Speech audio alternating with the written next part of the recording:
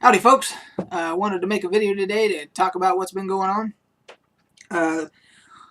We'll start off with that today is a Monday, and I actually took the day off so that my wife and I could go up and see the Leonardo da Vinci traveling exhibit up in Salt Lake City, because it's only going to be here through the 17th, so I figured that we better get it done before it moves on and we miss it.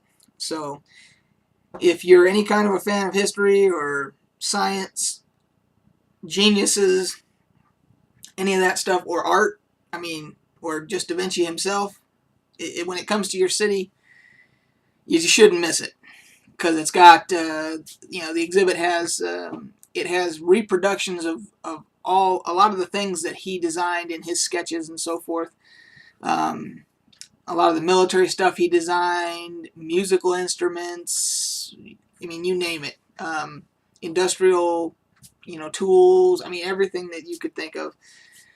They've got it on exhibit. They've got reproductions of his sketchbooks, so you can actually see, what the sketchbooks would look like and everything. Apparently there's only one original sketchbook that is owned privately by someone, and it's owned by Bill Gates. Apparently he paid somewhere of over $1 billion for it, and he owns one of the original Da Vinci sketchbooks. The rest of them are all in museums. What's on this exhibit is all reproductions, because as the guy that was there told me, there's no way they could provide enough security in a traveling type exhibit, to move those things around. So everything is reproductions, but it's all well done. There's even a reproduction of the Mona Lisa, front and back. They have the entire, as it's matted on its original canvas and everything. It's got a wood back and everything, and so they have it displayed so you can see it, front and back, and it's correct, including all of the repairs to the back and everything that have been done to show where it has split, and they've had to repair it to show where the damage is, where apparently at some point before it was put behind protective glass and everything, somebody had thrown a rock and damaged it. So that's even, so it's authentic as far as the reproduction goes. It's exact. So anyway, if it comes to your city and you're interested in any of that stuff, I highly recommend it. So I had to, skipping onto something else, I had to turn off the BCS national title game, because within the first 3 minutes, my Fighting Irish had already had 2 bad calls made against them by the refs. One for a reception that was indeed, in mine and the announcer's opinion, a reception that it was ruled that it was not. And then on the punt following that, Alabama fumbled the ball, and the Irish recovered it. However, the referees said that one of the Irish interfered with the guy because he signaled fair catch, but the replay showed he never touched the guy. So, needless to say, I had to turn it off because my blood pressure was rising, and it's not healthy for me, so I just turned it off, and I'm just avoiding it. So, anyway, go Irish, but I'm not going to watch so that I don't have a stroke. Okay, so moving on to gaming stuff. I've been playing a lot of Far Cry 3, and I finally picked up Skyrim. And I know I'm only a year late to the party on the Skyrim thing, but it was 50% off, and I went ahead and pulled the trigger on it, and I got the DLC and everything. And on Far Cry 3, excellent game, having a lot of fun with it, but I have a couple of issues with it, and I'm sure that anybody that's played it would agree. Even if you're playing single player, they want you to be connected to their servers when you're playing, and you can still play single player even if you're not connected. However, every time you go to do something, it gives you this big splash screen saying, wait while we try to connect to the servers and all this bullshit, and then it tells you, oh, there's an error, we couldn't connect and all that. It's just a big hassle, It's absolutely unnecessary. It's a single player game. Okay, so you know, Ubisoft, fix it. Okay, you want everybody on Uplay, which is your version of what you're attempting to be like Steam. Um, but it's a single player game. We've paid our fee to play the single player game. We shouldn't have to be connected to anything. Okay, so that's all I'm going to say about that. Skyrim, fantastic. One of the most addicting games I've played in a long time. And I know that I'm probably rehashing what people have been saying for a year, so I'm not going to spend a lot of time on it.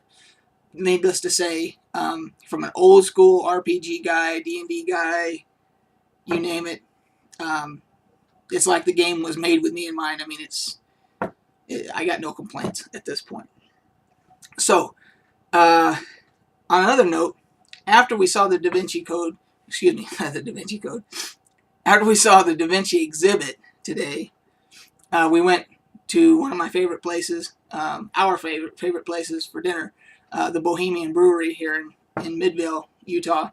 And they have, it's a brewery, so they make their own beer and everything. And they had a seasonal rye beer, unfiltered rye beer, which was off the charts, phenomenal. But the other thing that was kind of cool was they served it to me in this really cool mug. It's what I consider the perfect beer mug, so I had to buy one. I present to you the perfect beer mug, and it's solid. I mean, it's a solid, glass base, heavy. It's kind of fluted at the top here. It holds a pint, and it's got a good sturdy handle. You can hold it like this, hold it like this. I mean, to me, it's just a perfect beer mug. So I had to buy one. So anyway, cheers.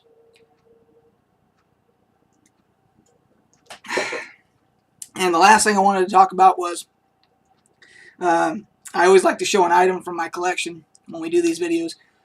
And so today I picked, and actually it's an old board game, because I haven't done a board game yet. And it was made by TSR, same people that made Dungeons and Dragons. And it's called Dungeon. And it was originally produced right around 1980, 81, something like that. And I've got it here to show you.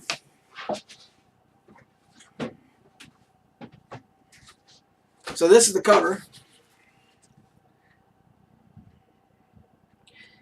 And apparently Wizards of the Coast have re-released it, and it's a whole different, looks entirely different. But this is the original by the good old TSR. And I will show you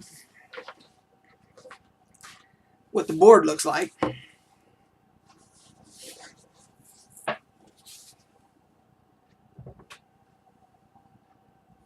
So you've got, as you can see, you've got different rooms, different colors. They're all, which are different levels. And the idea was there's monster and treasure cards, and you would put a stack of monster and treasure cards for each room. And so whenever the player whichever player wanted to go into that room, they would have to fight that monster to get that treasure. And the object of the game was to hit a certain amount of gold, and whoever hit a certain amount of gold wins the game. So that's in a nutshell of how it played.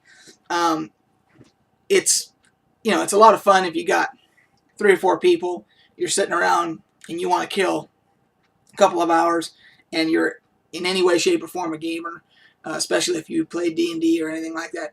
It's a simple little fun game, And if you've got kids, if you're older like me and you've got kids, great game for them to play and everything. So I wanted to show that. And I think that's going to do it for this video. So hope everybody is having a good day. And again, go Irish.